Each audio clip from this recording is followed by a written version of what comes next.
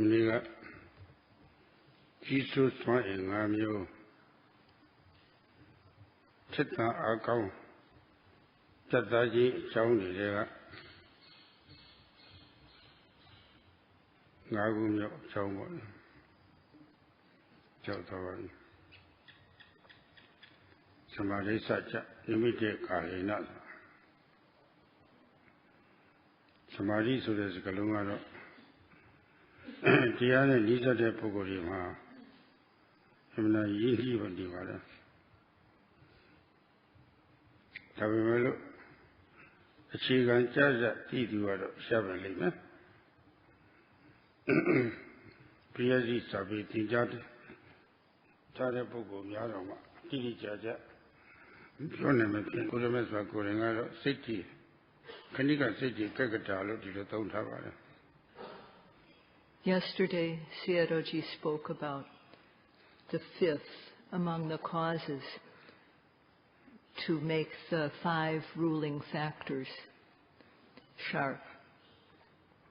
And that is Samadhi Sacha Nimeta Gahena. So this speaks about Samadhi. And Samadhi is a word that is very familiar to most of us. But very few people understand in a precise way what Samadhi means. And even people who have studied the text can't speak easily about it in a way that people can understand. And in fact, Sayadaw himself studied the text, and he knew the meaning of the text. But it was only after he practiced meditation that he understood what Samadhi was all about. And this was due to the fact that he practiced under the overall guidance of Mahasi Sayadaw, and who taught in accordance with the Buddha, with what the Buddha said, and explained in a practical way what the meaning of the text is when we practice. Samadhi means not to let the mind go free. And it's as the saying goes, note at every arising, always guard the mind. So one should always guard the mind with sati. In the body, whenever an observable object arises, then one works to observe it. One applies ardent effort and accurate aiming. And when sati arises, then the mind falls collectedly on that object. Whatever object arises, when sati sticks to the object, then the mind becomes collected on that object. So when sati is there, the mind becomes collected. That means that it doesn't go anywhere else. It stays right there.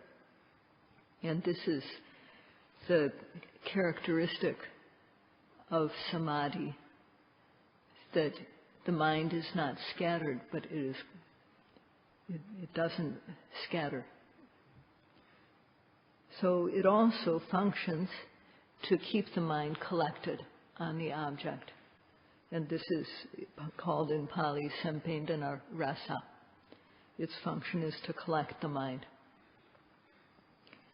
Kanika Samadhi is what occurs on it occurs on whatever mind and matter, rupa and nama, arise in the body. When one observes, then the mind sinks into that object. So the mind, this is the collectedness of mind on the momentary object. So because it is occurring on the object that occurs moment after moment, the nama and rupa that is really in our body, it is called kanika. And when the mind is collected in this way, both it doesn't scatter and it's collected on the object, then the mind doesn't move at all due to the agitation of anger, dosa. It doesn't move at all due to the agitation of raga, lust, or to any other mental defilement. There's no shaking. So when our noting is going well, then the mind becomes quite calm. So this is due to the fact of it being undisturbed by raga, dosa, and so on. And this is how samadhi manifests in our mind. This is called akara. So it makes the mind peaceful. And then one becomes, there's joyous interest in the object. Piti arises. And one feels happiness, sukha. So because of one's interest in the object. And this sukha is the nearest cause for the peaceful mind, for the mind to become peaceful. So each thing arises due to its own cause. And this samadhi, because it arises on what is really there, the nama and rupa really there in our body, it is called kanika. And the Buddha called it kanika chetekagata.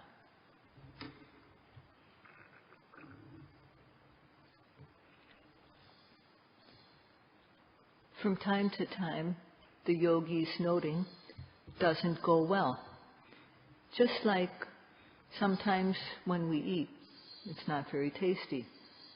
Seems like the same thing again and again. And at those times, though, when we remember some really good food that we had, when was the food really tasty to us? And when we remember that, sometimes we can recover our zeal for eating. And it's like that with noting. Sometimes our noting doesn't go well. We're noting, of course, but then sometimes we slip and miss the note, and then the mind scatters. So at that time, we have to remember how we established good samadhi in the past. And this is called nimetagaha.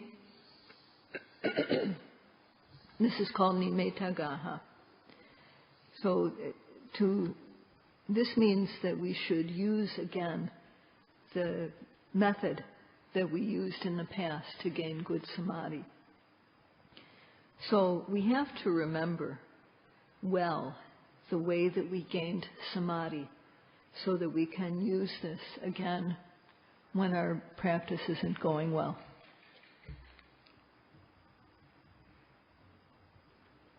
Yesterday, Sayadaw spoke about the kinds of samadhi. And the first, kanika samadhi.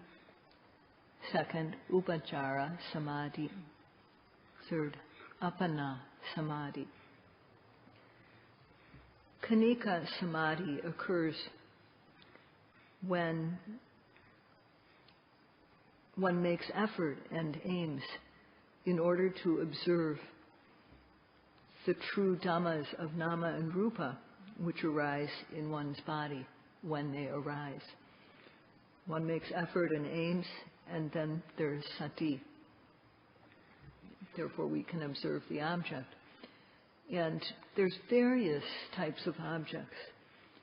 And whatever arises, because we observe it steadfastly, sati sticks to the object and the mind becomes collected on that object. So that is samadhi.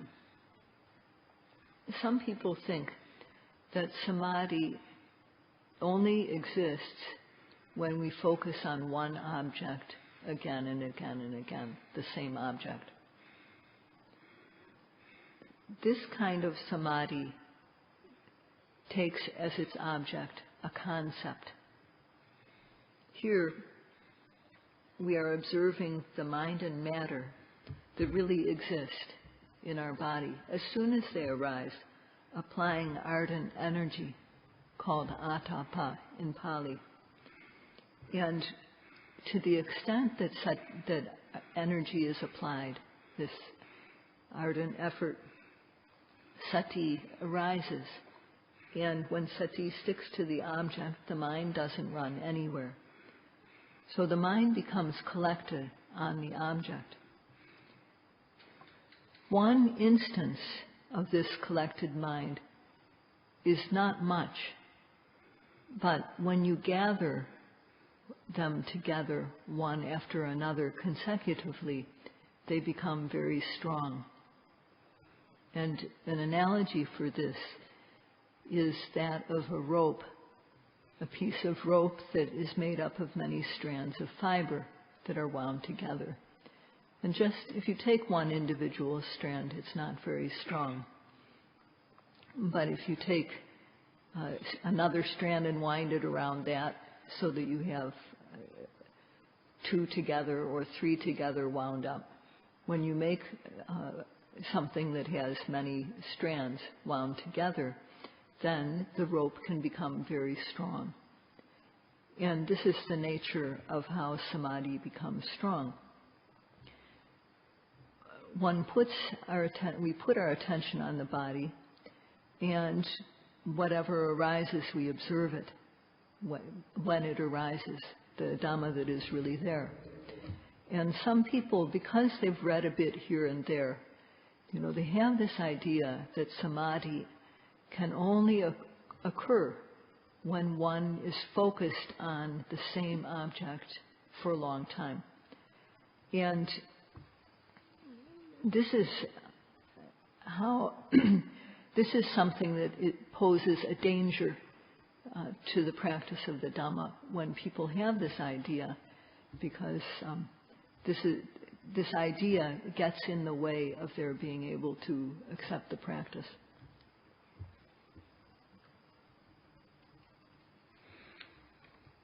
The Pali Sayadaw recited was Sopi. That means Kanika Samadhi too. So not just Appana Samadhi, but Kanika Samadhi also. Chittang Nichalang Tapeti. Kanika Samadhi too can make the mind stable. That's what that means. And in what way? It is said, apito viya, just like absorption, concentration, just like appana samadhi. So how does it happen? In the Pali it said, patipekena anabhibhuto, that it's not overwhelmed by the opposing factors called the nivaranas. Wanting to see good things, hear good things, smell, taste, touch good things, wanting better and better things. This is a disturbance to the bhavana mind, and this is one of the nivaranas. Sometimes the mind is angry, rotten, and so hateful, dissatisfied. And this also is a disturbance to the mind, to the bhavana mind. The mind is sluggish. It backs off. It doesn't want to do anything. This is the obstacle of tina meda, sloth and torpor. The mind becomes scattered for no reason at all, and being scattered, it goes to thoughts of the unwholesome things we did in the past, and one feels remorse. It goes to thoughts about wholesome things we didn't do, we regret. So these also are obstacles. And then there's doubt. is there really a Buddha? Did he really exist? Did he really teach this Dhamma? If we practice the Dhamma, will the mind become clean? And the doubts that one can dwell upon in one's mind are like building a ladder in the sky. There's nothing firm on which it's placed. And this is vicikicca, skeptical doubt. So for those who don't practice bhavana, who don't practice development of the mind, these happen all the time, except for when one is asleep. And these are called the nivaranas. These are the dhammas which prevent wholesomeness of even the best kind. They prevent wholesomeness from occurring. And they weaken knowledge. It is said that the nivaranas are panya dubalikarana. They weaken knowledge. The knowledge that is able to, the wholesome knowledge that is able to discern between mind and matter, nama and rupa, that is able to see how they are related as cause and effect. The nivaranas, the obstacles to concentration, they weaken this knowledge. And in the world, this is very strong. This is happening many places. And as a result, people, because people think... So Khanika Samadhi is not overwhelmed by the opposing factors of the nivaranas. Patipekena anavibhudo. So it's free of the nivaranas. And therefore it can make the mind stable the way apana samadhi can. Setang nechalang tapeti. So how does one make this happen? How does it happen that it is not overwhelmed? That the Khanika Samadhi is not overwhelmed? It said, Pavatamano. This Khanika Samadhi, momentary concentration, needs to flow like a river. One moment of Samadhi following another, after another. And then it won't be overwhelmed. Where does the Samadhi need to occur? It is said, aramane. It has to occur on every newly arising object. And how is nirantarang? There can't be any gaps between one moment of Samadhi and the next.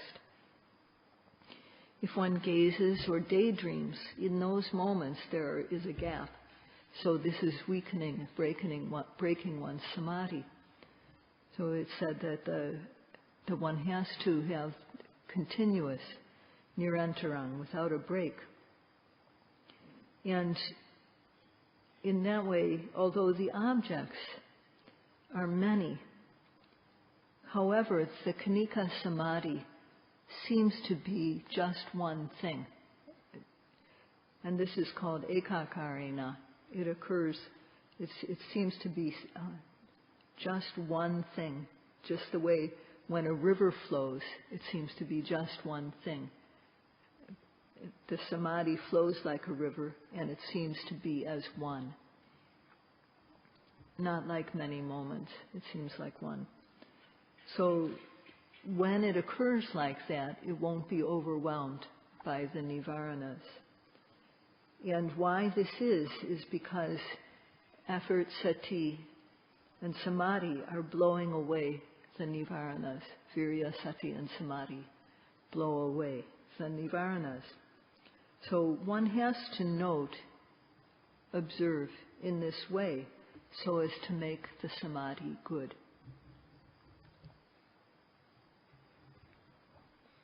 So when samadhi becomes good like that, then vipassana knowledge, beginning with the discernment of nama and rupa, mind and matter, and how they are related as cause and effect, vipassana knowledge can become complete. And so what we are doing has this end. If we practice accordingly, Vipassana knowledge will become complete. If we don't practice accordingly, Vipassana knowledge won't become complete.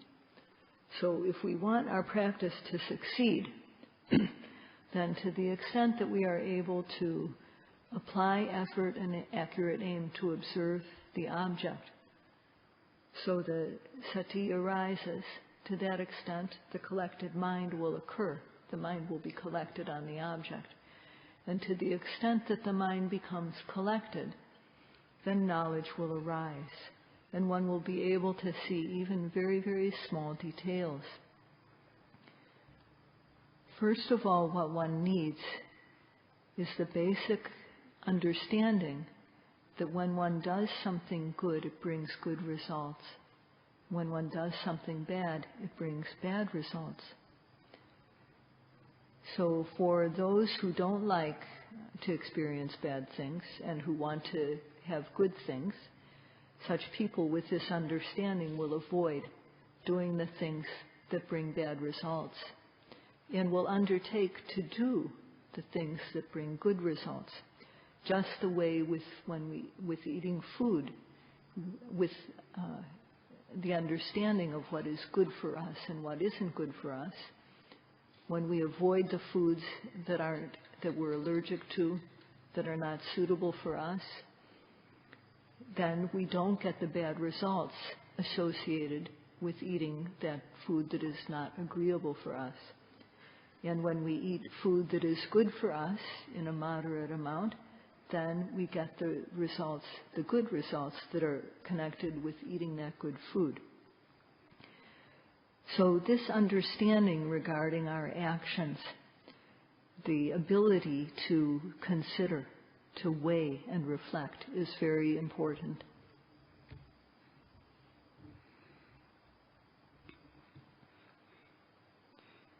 If there is this basic understanding, this basic mental attitude,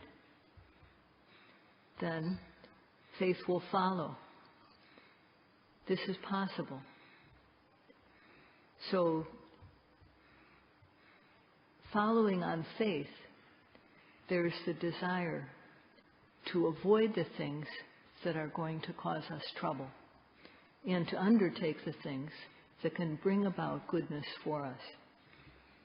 But these don't happen without us doing anything. One has to have no consideration for one's life or limb, for one's body or life. So only courageous people are able to practice in this way.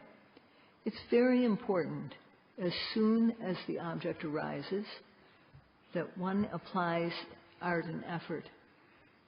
Because if one doesn't apply effort to observe the object as soon as it arises, then there will be no sati. Without sati, there will be no samadhi. Without samadhi, there will be no knowledge. On the other hand, if one can apply one's effort moment after moment, so that the collected mind becomes continuous, so that it seems just to be seamless, like one single piece of fabric, and then one can draw the conclusion, this person is practicing respectfully. And if one comes to the interviews, on the other hand, and has nothing to say time after time after time, then it's evident. Either the student does not know the practice, doesn't know the benefits of the practice, knows about the benefits of the practice but doesn't value them, or knows about the benefits, values them, but doesn't have any desire to, doesn't actually do the work to achieve them. So this is a practice which makes us truly human. it gives us the ability to keep our mind and heart humane. And although we're human with human intelligence, it brings a better than average human intelligence. So the teachers, therefore, have to explain and encourage in this way.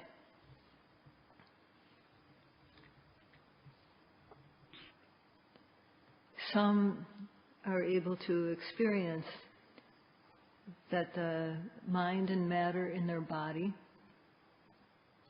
is very coarse, and also it's very subtle. So it's what happens in our mind and body, what happens inside of us. It can either be extremely coarse, it can be extremely subtle and refined. So it is very, very profound. And because it is profound, it is hard to see. So can something that is profound like this become easy to see, become clear in our mind's eye? And it is said that patipeka vidhamanena supakatang bhaveya, that when the nivaranas, the obstacles to concentration, are blown away, when they are dispelled, then, so this is what we have to try to do. Similarly to the description of Kanika Samadhi, patipekena anhabhibhuto, when it's not overwhelmed, you have to make the Kanika Samadhi not overwhelmed by the nivaranas.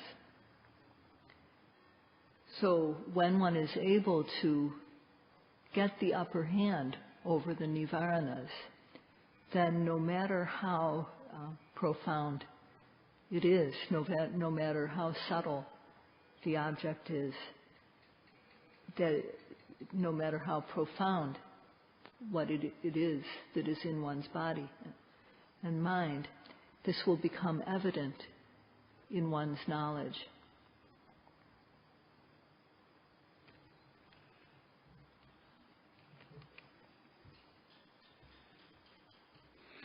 Patipeka vidhamanang pana samapati bati badang. So this says that the task of blowing out the nivaranas depends upon systematic practice. This will only happen when the practice is systematic. So we put the attention on the abdomen, and when the abdomen rises, we push the mind so that it will reach the object. This is systematic practice. And we aim so that the mind is focused accurately. So this is what is involved in samapatipati, systematic practice. And to the extent that one has accurate aim and applies effort, then sati will stick to the object. Sati sticks, and therefore the mind falls collectedly on that object. So the disturbing dhammas of the nivaranas have no chance to arise. The power of virya, sati, and samadhi blow away the nivaranas. They keep them from sticking to the mind. So this dispelling of the nivaranas depends upon systematic practice. Therefore, one cannot do the practice carelessly.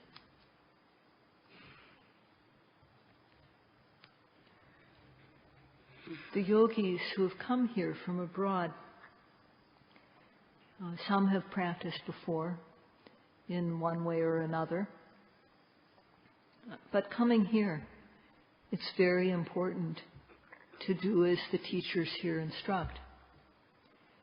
To do a bit of your old practice and a bit of this practice, try to combine them, that doesn't work. So if you use your old method of practice, then it's not going to be possible to use what is being instructed now, here. It's like when we have a piece of cloth. If we want to dye a piece of cloth, but that cloth has already been dyed another color, then if you put more dye on top of that, you won't get a true color. You won't get. So what you have to do, if you have a new piece of cloth, of course, it's quite easy to dye the cloth. But if you have an old one that's already been dyed and you want to get a color just like in the package, then you use dye remover first to get all the old dye out, and then you can dye the cloth. So Sayadaw here is teaching according to the teaching of the Buddha, as instructed by the late Most Venerable Mahasi Sayadaw. And if you have practiced other methods, so for example, if you are similar to the cloth that has already been dyed, then you have to remove the dye first before you try to apply the new color of this practice. You have to be careful about this. If you are going to practice here, then you need to follow this method exactly, not do some of one and some of another. And if you can't follow the instructions given here, then it's not going to make any difference to keep on practicing. So systematic practice, samapatipati, it is said that sa sadhamma savanadina, that the systematic practice depends upon listening to the Dhamma of the Buddha and other wise people. One has to listen to the correct method. One has to study this, because listening to the correct being able to practice this method is dependent. Being able to practice systematically is dependent upon listening to this method. This word sadhamma is a combination of two things. Sa refers to the Buddha and other good, wise people. And Dhamma has a hidden meaning, which is that it is something which has the power to raise one up, to keep one from falling down. Who is it that the Dhamma can raise up, can keep from falling down? It's the person who practices according to the instructions of the Dhamma. The Dhamma doesn't play favorites. If one practices according to the Dhamma, then that Dhamma elevates one. So it uplifts one so that one doesn't fall down, so that one's status is raised. And thus, in order to apply the practice systematically, to practice systematically, it is necessary to listen to this method. Practice is doesn't happen without listening to the method. It is said, tan sataricha dhammecha pasarayatang. Tan refers to listening to this practice, which is for eliminating the defilements which have been following us throughout our lifetimes. Studying, learning the method, learning this correct method. It depends on two things. It depends on faith and trust and confidence in the Buddha, Sattari, and in the Dhamma, Dhammecha. Without faith, then one won't be able to work. So, in what do we need to have faith? it said Sattari in the Buddha, but if one doesn't believe in the person, at least in the Dhamma, Dhammecha, the Dhamma, that which bears the practitioner. So it's okay not to bow. One doesn't need to pay respects in that way to the individuals, to the teacher, to the Buddha. But one must respect the Dhamma. And when one considers, so if one considers the cause and effect relationships, that this is, see, I don't understand something that Sayadaw said, so please wait a minute.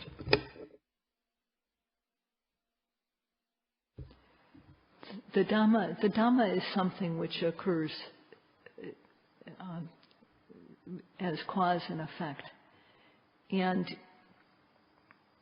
one should accept this. One should be able to accept this practical Dhamma. Whether one accepts the Buddha as an individual or not, one should accept this Dhamma, which occurs as cause and effect, and have faith in this. So if one has faith in this too, then one can understand and come to have faith in the Buddha who taught the Dhamma. But without faith, then nothing will happen. So one has to examine oneself, examine yourself, and see. So as far as faith in the Buddha is concerned, leave that aside if that's not something you feel. But do you have faith in the practice of satipatthana? That in using this method, one can develop purity of mind and other benefits. So if one doesn't have faith in this, or if one doesn't have, if one has faith but one doesn't practice with respect for the practice, with care, trying to work continuously, then nothing will happen. So now, for yogis who have been here since the start of the practice, started the retreat, it's been 1 month. And knowledge should be arising by now. By now, the yogis should be enthusiastic about the practice. So if this is not happening for you, then it's because of either there's not respectful practice, not meticulous practice, not continuous. So one has to think about this. And if during the next month, then one continues and one corrects oneself during the coming month, then there's hope. Then there's a good chance for progress. So Sayadaw hopes that the yogis will understand and value the benefits of the practice and practice with respect, meticulous care, and continuity. That's all for today. Sadhu, sadhu, sadhu. Amen.